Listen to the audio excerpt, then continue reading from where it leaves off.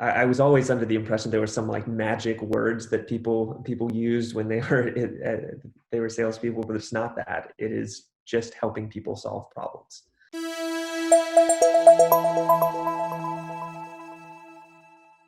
All right, everyone, welcome to SALESBIZ. Appreciate everyone taking the time. Today, my guest is someone I'm truly impressed with. Got the chance to meet him while I was working at another startup, and we've reconnected since. This gentleman has a very impressive, not just educational background, but overall his experience from working in a big engine all the way to working at a startup and then now starting up his own business. And today we're going to talk about his journey, his process, and how he could potentially help others succeed with his experience. Wanted to welcome Mr. Taylor Matthews. You're far too kind, Mike. Thank you for having me. It's usually, everyone says that every time post-introduction, Mike, you're usually not this nice to me, or Mike, when did you become so delicate? So I appreciate that, but thanks for taking the time. So Taylor, first question, bud. Before we dive into your experience and everything, let's talk a little bit about your education, what your background is, what your degree was in, and then we'll dive deeper on the experience side. Sure. So going all the way back there to college.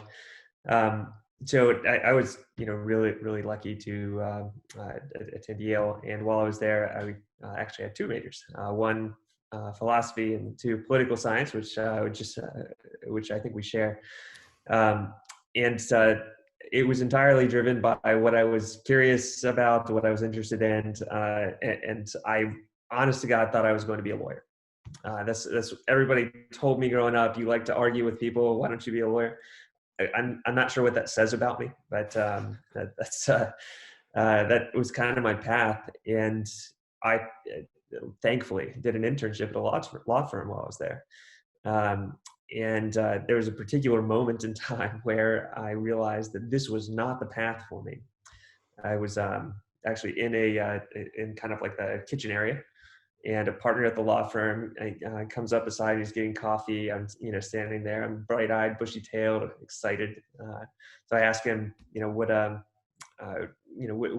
gets you up in the morning? What excites you to come into the office every day? And I sort of got deadpan. He turns to me. He said, "Pays the bills, doesn't it?" And he walks away. That's inspiring. Yeah, right. And the rest of the internship pretty much followed that path. So being a lawyer was not in the cards for me. So right. I get back to school. I think, what should a philosophy major do? The natural path was to go into investment banking. So luckily, I was able to convince somebody that despite having no experience or knowledge of finance whatsoever, I was very curious and a hard worker. So I was given a chance at a boutique firm in Boston where we did sell-side tech M&A. So mostly small firms selling to much larger companies, Gotcha. which basically the best possible financial training that you can get. And that kind of set me on the path to where I am today. The financial crisis may have claimed that firm, but I moved from there to Fidelity, where I was a strategy consultant. Went to business school at MIT, and I started another company wildly different there. But I kind of threw out, and even after that company coming back into management consulting, I was still very focused on the intersection between tech and finance. And that's where my role was most recently. Prior to founding Farther, I was at a company called For Us All, where we first crossed paths. Right. That did 401k advisory, taking an absurdly archaic industry and doing what we could to bring it into the modern era. Being on the leadership team there was just a tremendous experience. It gave me this beautiful purview of what was happening in the personal finance space for a lot of folks, and I was very much the inspiration for starting Farther as well. Awesome. Yeah, would you believe it that that's why I was a poli-sci major? That's why I started going that path. I actually wanted to Yeah, be a it's a lawyer national. myself. Yeah. If people said you argue a lot, you'd be great at this, and people are still telling me go to law school. But for me, when I got out of my BA program and then I started doing the practice LSATs, I saw the bill for law school and I said, no way, I'm not paying this. If anything, I always wanted to make the doctor money without the doctor degree. So that's why I got into sales and never really looked back. But it sounds like you and I have a similar trait in that regard. We like to argue with people for basically nothing. That's about right. It doesn't always lead to anywhere productive, but it's kind of fun in the process. Yep. So, finance, is that another one of your passions that you had while you were exploring law? Were you always a numbers kind of guy? Were you always more frugal than your other friends? Why specifically finance as a second option? I've always kind of been a geek about this. Kind of thinking back to like that switch in college. Um, Once I decided to go down that path, I really started getting into the personal finance books that were written out there, and trying to understand what this whole field was, because it seemed to be quite important. I definitely wanted to, if I was going to be in business, I wanted to have as firm of an understanding of kind of every part of business that I could. And by the way, that was my conception at the time. I was going into business as a field. I didn't really understand that it was subsegmented at that point. But that kind of led me to the classic books by Ben Graham and the essays of Warren Buffett, and those sorts of things. And I remember being on a cruise boat with my parents during one of the breaks from college, and while everybody else was reading like trashy romance novels or whatever it was, I had The Intelligent Investor open, like some 500-page dense book, and but I was genuinely interested in it because it's so can define how successful you are. In addition to what you do in your career. Right. So that was kind of the start, and then I could kind of see pretty much every job that I had, whether that was at the investment bank, where you're working with founders of companies who are selling selling their firms, making a life changing decision for themselves, and understanding what that actually means to them and their families. To Fidelity, where it's more on the kind of traditional personal investing brokerage side, where you can see kind of a cross section of America and how folks are doing, and where they're succeeding, where they're not. And Right. I was always just very inspired to do something in that realm, because there's so little formal education around it, which leaves people to not know about all of the different things that you can and should do to save for retirement, to build a strong foundation for your family, and ultimately to build a legacy and to achieve that financial independence that allows you to do what you want with your life. Yeah. It's funny you mentioned that. I actually posted something on LinkedIn earlier today. And sorry, if it's cutting out a little bit, don't worry. I'll edit that out. But I posted something on LinkedIn today about the top 9 classes people should have in high school. It was money management, it was buying real estate, it was self-defense, like so much more valuable. I feel like I would have had as a high school student, as opposed to chemistry and history and English. I mean, English is probably important, but either way, I totally hear you. I feel like this is one of the challenges we have in our education system is we force our kids to focus on things that are truly not, that they're not passionate about or irrelevant. And this is actually one of the reasons I ended up dropping out and getting my GED, and then just going straight to college and focusing on the stuff I want to do, is because I feel like, high school was just not a good fit in that regard. Why specifically then go to a big engine? So you went to MIT to get your MBA. and then you ended up you started working at Deloitte, I believe. I'm guessing they recruited you out, or maybe you were passionate about working there. What happened on that side? What inspired you to go to Deloitte? So it was actually kind of an outgrowth of what I was doing at the time at Sloan. So while I was getting my MBA, I kind of approached that experience as a risk-free zone for me to experiment a little bit. And I chose MIT specifically because I wanted to do something entrepreneurial. And it's one of the few business schools that graduates folks who create their own jobs, more so than go to big firms and things like that. So Right. while I was at Sloan, I was building this company, S-Mart, and it's based in India, and I definitely wanted to see that through. In order to make that happen, one of the while still kind of limiting my downside risk as much as possible, I did go through the normal recruiting channels, and one of the nice things about the consulting firms that recruited out of top schools like that is that they give you some options on when you start. I took the farthest out option that I possibly could. So I think I was offered a job in November of 2012, and I actually started at Deloitte in January or February of 2014. That gave me this really fantastic safety net to go experiment, move to India, get this company off the ground and in good shape, while knowing that I had a really nice job back in the States to come back to. And I knew that India wasn't a very good long-term solution for me, as I met my wife in business school as well.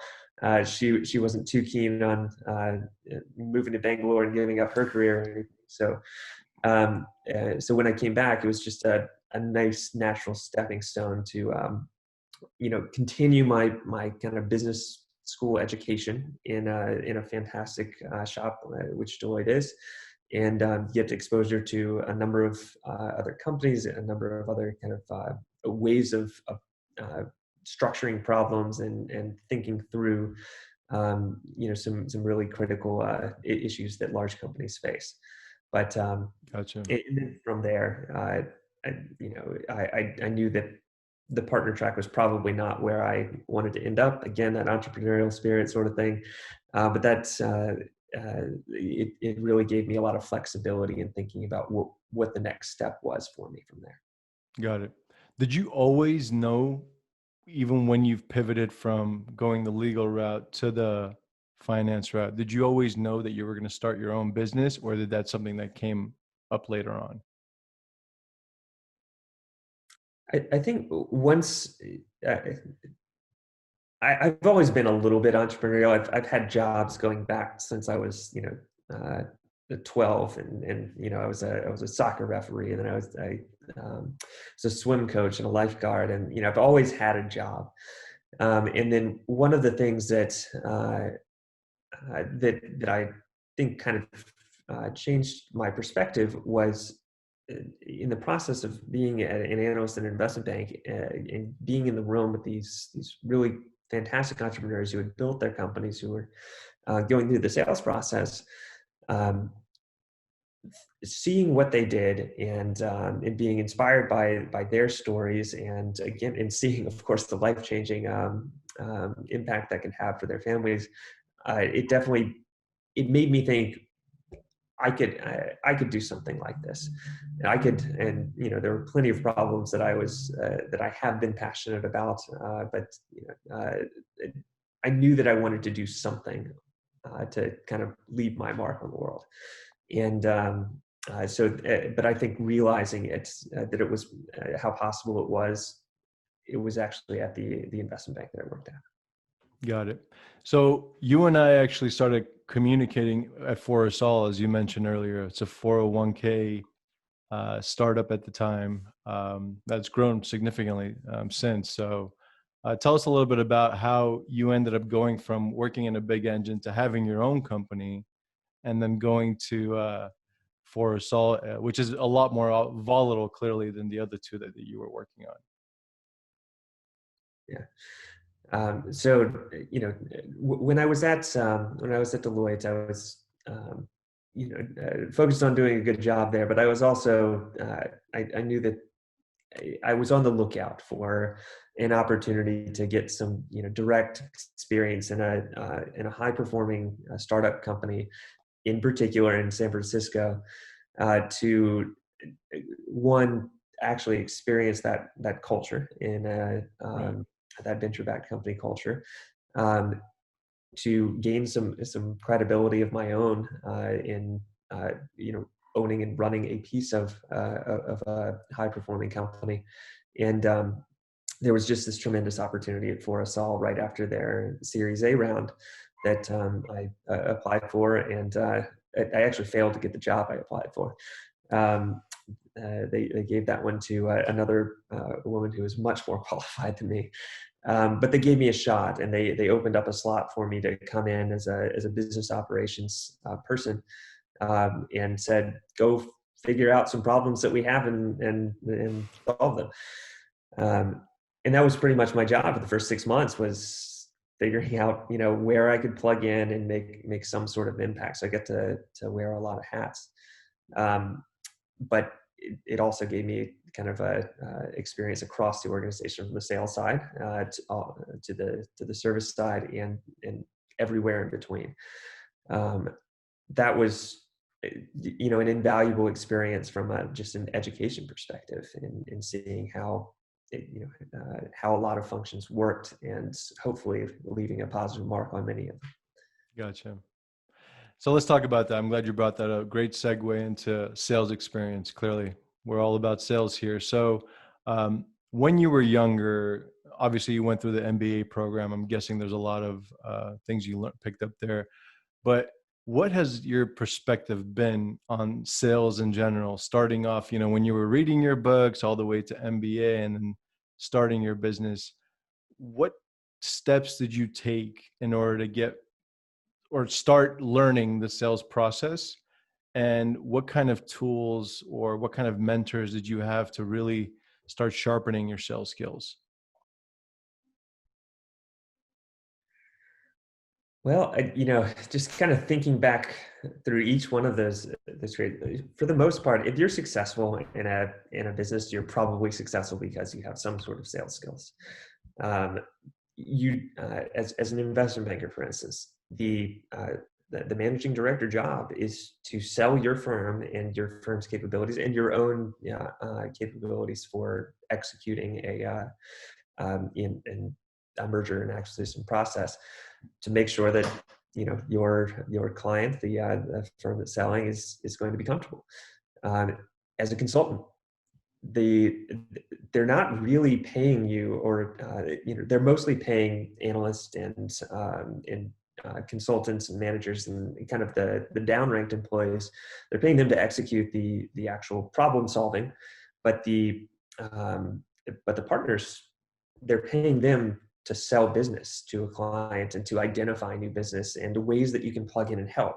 So, it's consultative sales strategy, but that's what it is. It's sales.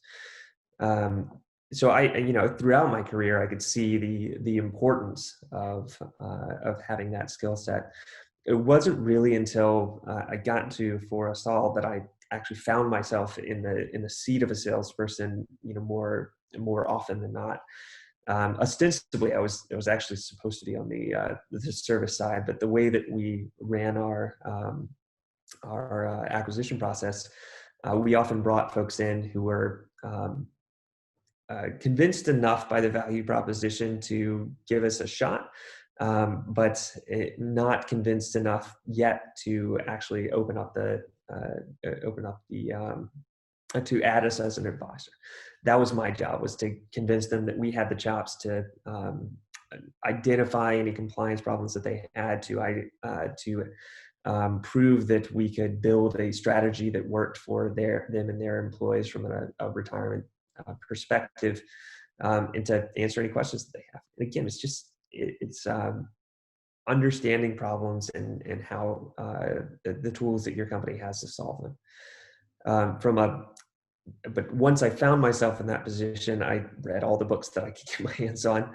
The one that I think was probably most helpful was Spin Selling. That was, pretty good one. But, at the end of the day, I was always under the impression there were some like magic words that people used when they were salespeople, but it's not that. It is just helping people solve problems. Yep. Just asking enough questions until you could get that fine little detail that keeps them up at night, and seeing if you could do it to, nurse them back to sleep or something along those lines. So do you, Yeah. And when I think about mentor, no, go ahead. Excuse me, I just remembered you asked about the mentor side of things. Right. Some of the what our head of sales at Forest Hall was actually really thoughtful about all of that process, and was very much a guide for me to one, identify the books that I ought to read, but also really start to hone that listening muscle, and of course think about ways to create urgency for folks. I think that's something that I probably struggle with most. Yeah, no, you totally hit it. I think for me, it was always, just shut up and listen. It was like, if you could talk a fifth of what the guy or gal in front of you is saying, you're probably already doing a good job. That was one of my issues. But I'm glad you said that. So was there any specific sales methodology or something that your head of sales or, one of your peers and mentors taught you that you kind of adopted today, or are you kind of just taking it step by step and trying to figure it out? So very much a question-based approach, and like you said, I know that I'm failing when I'm talking, so that's kind of it.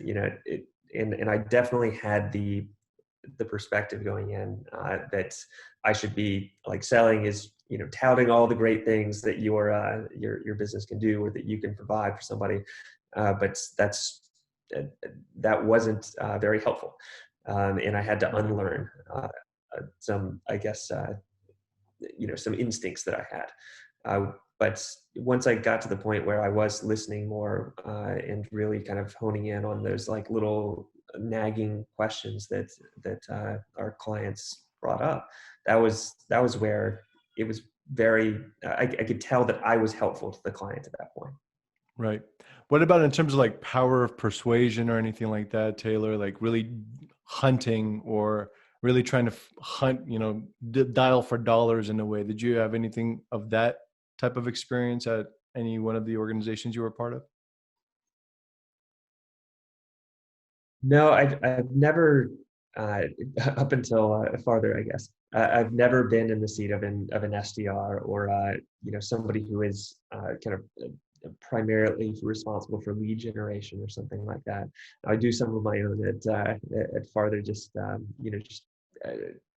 just outbound outreach. But but I think the same principles kind of apply. I mean, I've read like the influence books, the Cialdini and things like that.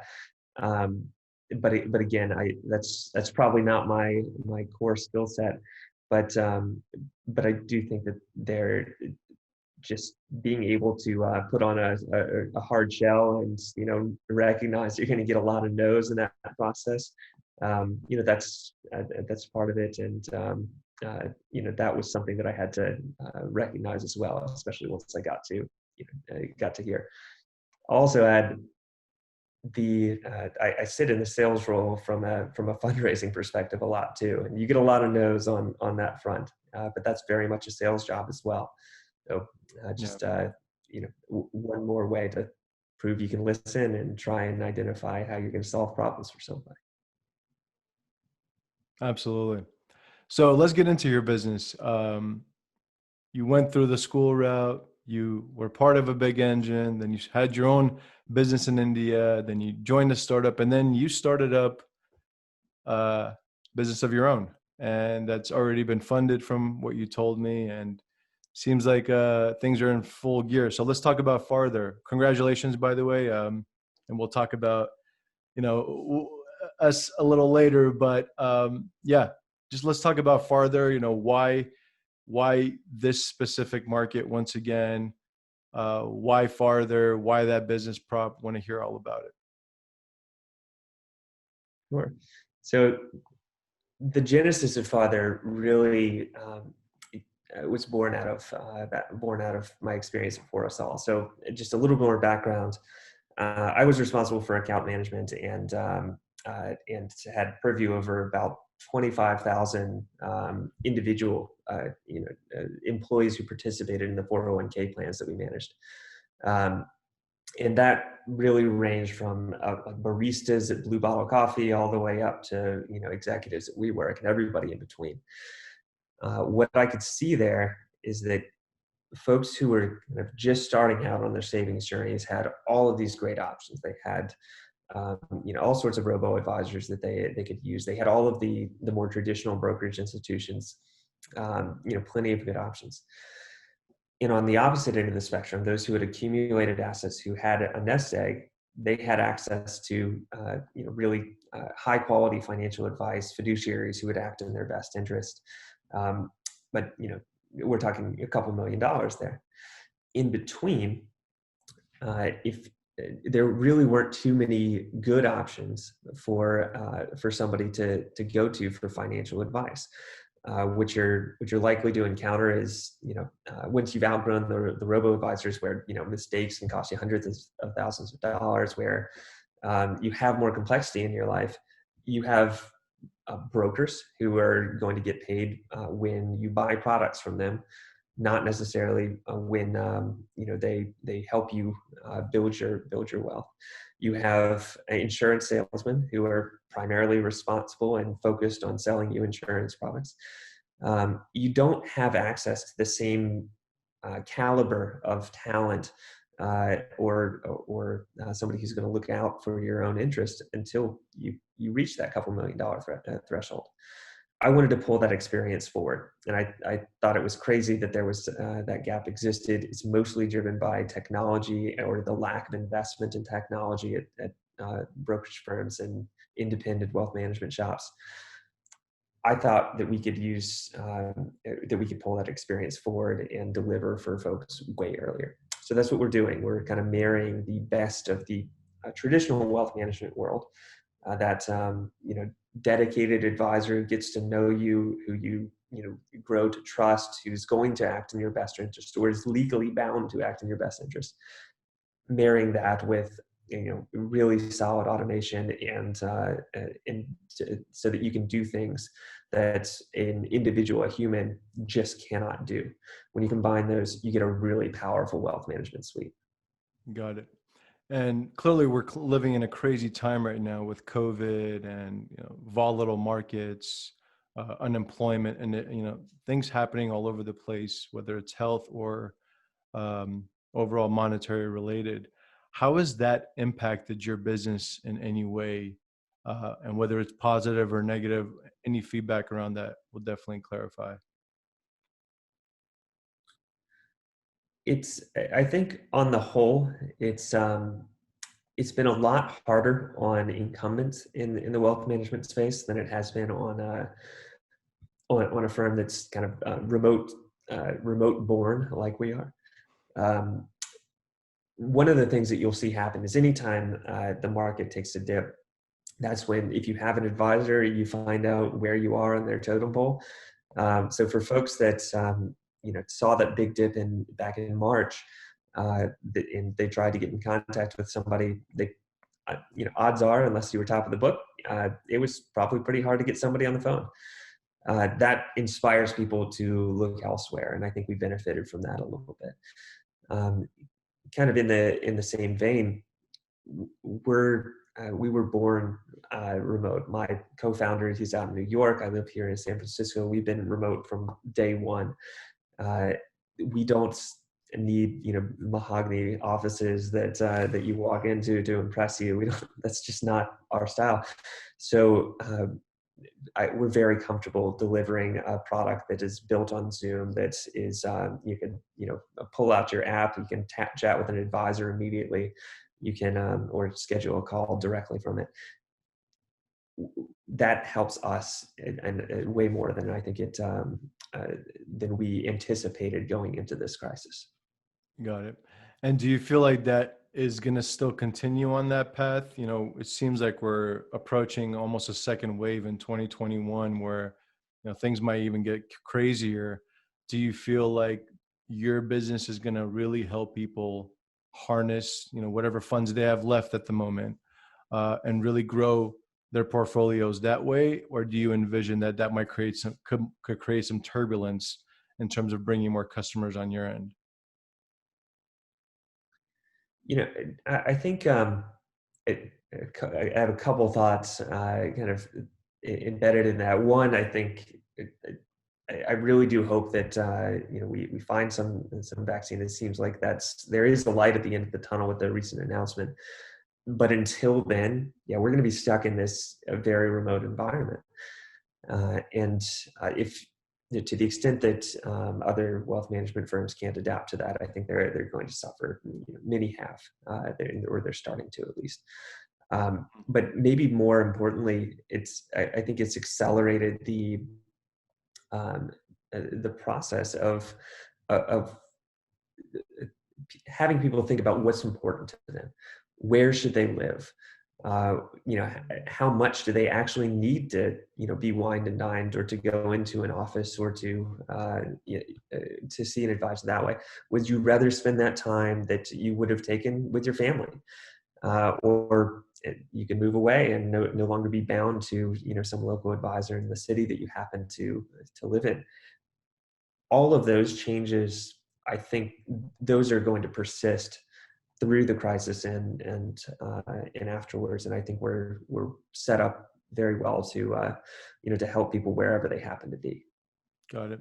Do you envision ever getting into an office, even post-pandemic, once everything's over? Do you envision getting office space, or do you feel like, where you are at as a business is something that you would want to stay in, regardless of current state of affairs?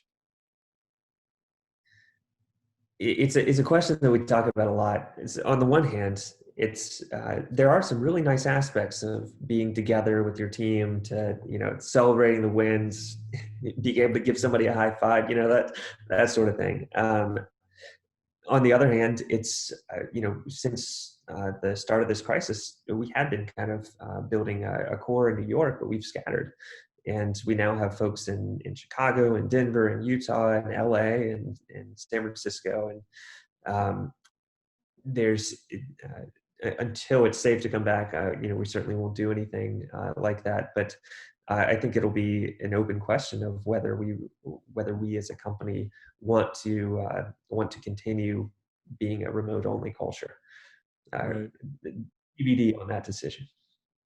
Yeah, because I'm seeing a lot of leases being dissolved, a lot of office space being given away basically for free for like the first 6 months or something like that. It's not really looking good for the office space commercial side in general. I'm just worried that might actually be a big driver to other financial ramifications that we haven't really experienced yet. Do you envision something like that possibly happening, or any thoughts around that? I think there's yes, I do think that there's a lot of worry that's with this change in work culture. I mean, you're seeing big companies decide that they're going to be work from home forever, and you're seeing other larger companies who had concentrated in expensive metros like San Francisco that are rethinking that decision and been paying people to move away to lower cost of living places where they can pay a little bit less to. Right. I think that's going to be a headwind for commercial real estate for a long time, and or at least for the next several years. But the market will balance out. There will be all of that space in those office towers. Well, they'll drop the prices, and other folks will then be tempted to come in. The market will find a balance. It's just where it ends up. That remains to be seen. Yep, absolutely. And last question for you, Taylor. You've had so much success, starting off as sounds like an entrepreneur since you were 12, all the way up until now. You're running an organization with a founder, working remotely and doing your own sales. Where do you see farther within the next 3 to 5 years? What's your ideal goal, assuming everything works out? Our goal as an organization is, it's kind of baked into our mission. We want to help people take their money farther, and I think there's so much opportunity to do that for just an enormous slice of our generation in particular that doesn't have access to high quality financial advice. To the extent that we're going to be successful when we help solve that challenge, when we help more people achieve what they hope and dream to achieve, to they can be there for their families, to provide for their families, to get the house, get the get the dream that they're chasing. So we'll be successful when we have many more clients that are successful, at least in part because of us. Yeah, absolutely. So folks, quick announcement. I'm one of those clients now.